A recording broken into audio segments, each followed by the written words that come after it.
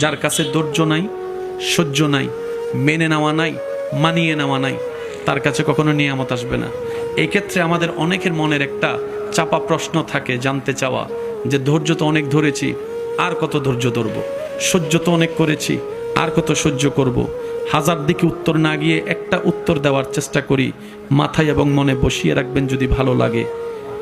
ধৈর্য ততক্ষণ ধরবো যতক্ষণ আমাদের রব খুশি না হয়। সুবহানাল্লাহ। যতক্ষণ রব খুশি না হবে ততক্ষণ ধৈর্য, ততদিন ধৈর্য, তত মাস ধৈর্য, তত বছর ধৈর্য। কারণ আল্লাহ তাআলা জানেন কখন নিয়ামত দিলে আমাদের জন্য ভালো হবে, এটা আল্লাহই ভালো জানে। ওই হুকুম আসা পর্যন্ত অপেক্ষা করতে হবে, এটার নামই ধৈর্য।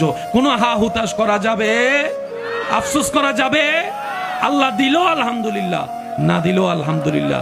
সুখ আপনাকে খুঁজতে হবে না, দেখবেন সুখ আপনার ঘরে নিজে থেকে চলে আসবে। বলেন সুবহান।